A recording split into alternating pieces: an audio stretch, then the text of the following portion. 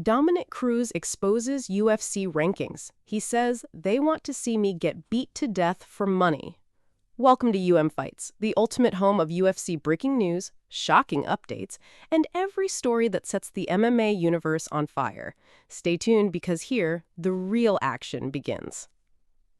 Dominick Cruz has never been one to shy away from speaking his mind, and even in retirement, the former bantamweight champion continues to challenge the narrative surrounding the UFC and the way its business operates. In his recent appearance on Demetrious Johnson's MightyCast podcast, Cruz gave fans one of the most candid explanations yet of how the UFC rankings and matchmaking system actually function, and his words pulled back the curtain on a process that has long been shrouded in secrecy and confusion.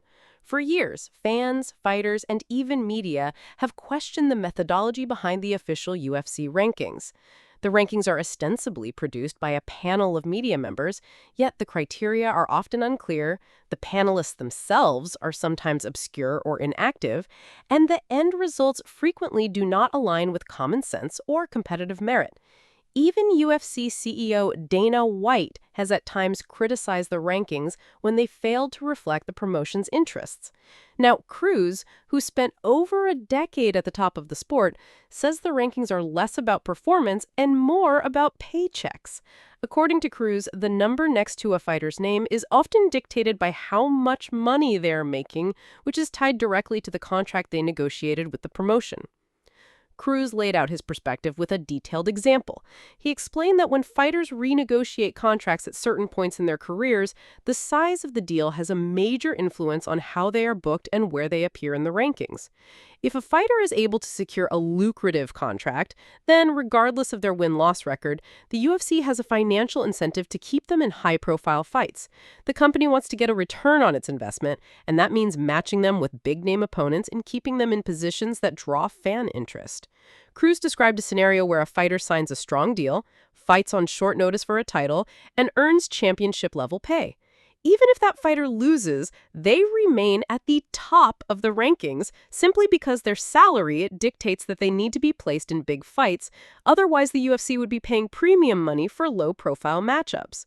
My experience, the way the rankings are made are according to how you wrote your contract last.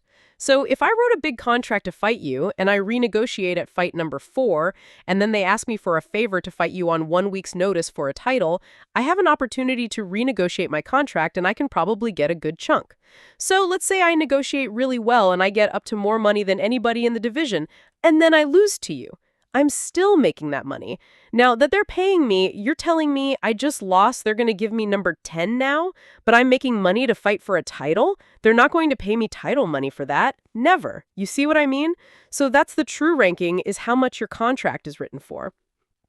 These remarks strike at the heart of a long-running debate in mixed martial arts.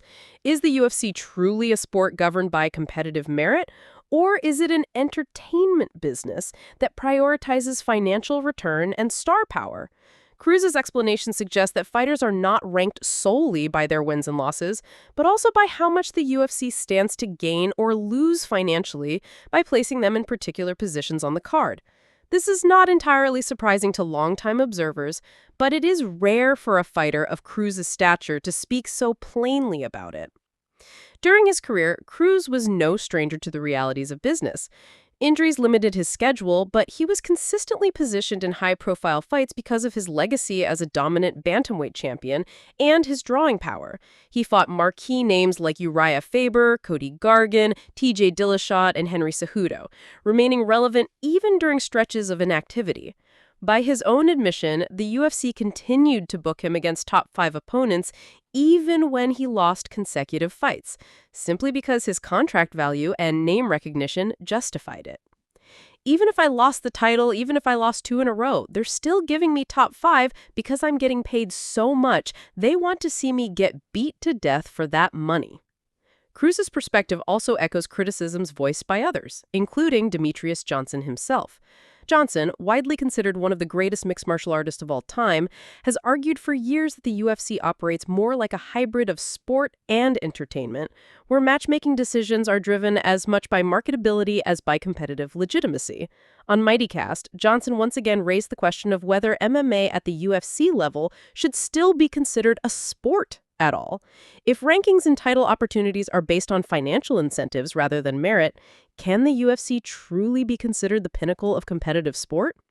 Cruz pushed back slightly on that framing, saying that while the system may be shaped by business realities, it is still ultimately a sport because fighters agree to compete under shared rules and conditions. Once a fighter can surrender to the fact that rankings aren't based off your skill, it's based off of who wants to watch you, then you're ranked. I think that still makes it a sport. It's just wrapped in a different package and we're all okay with it, or we're not. I still signed up. I'm still here. I'm still going to do it. I'm still going to sign. What Cruz is describing is essentially the UFC's unique position as both a sports organization and a promotional company. Unlike traditional sports leagues with independent ranking systems and governing bodies, the UFC has full control over its matchmaking and promotional strategy.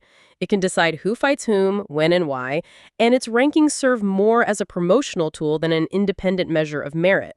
For fans who tune in hoping to see the best fight the best, this can be frustrating, especially when deserving contenders are leapfrogged by more marketable fighters. Yet from a business perspective, it makes sense.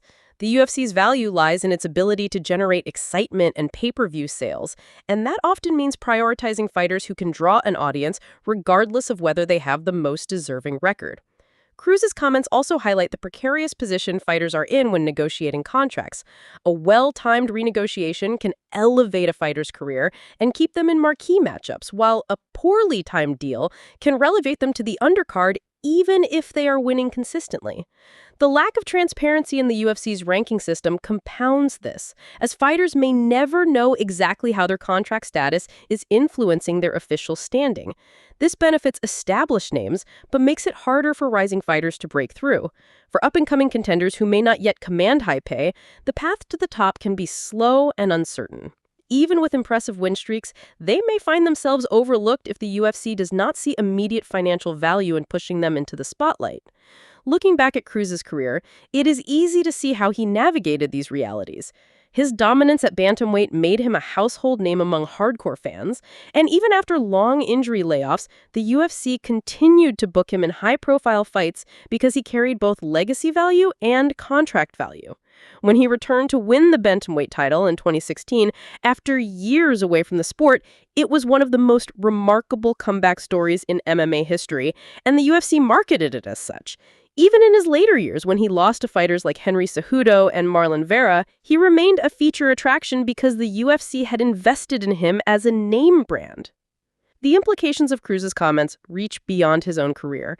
They raise questions about the fairness and integrity of the sport at large. If rankings are influenced primarily by money, then fighters without strong negotiating power may never get the opportunities they deserve.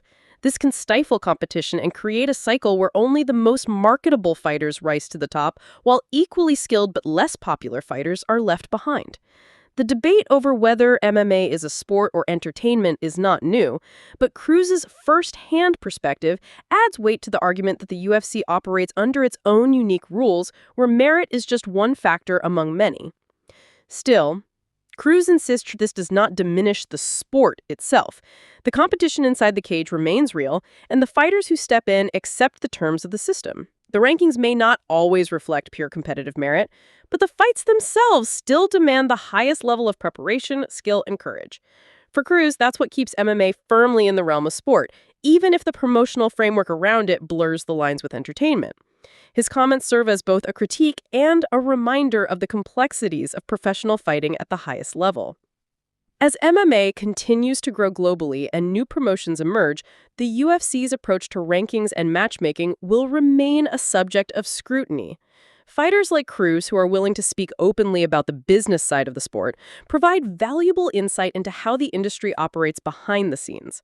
For fans, it may be a sobering reminder that what happens outside the cage often influences what happens inside it.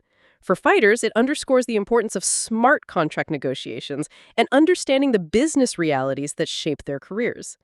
Dominick Cruz may have stepped away from active competition, but his voice remains powerful in the MMA world. His willingness to expose the financial underpinnings of UFC rankings adds another layer to the ongoing conversation about fairness, merit, and the true nature of the sport.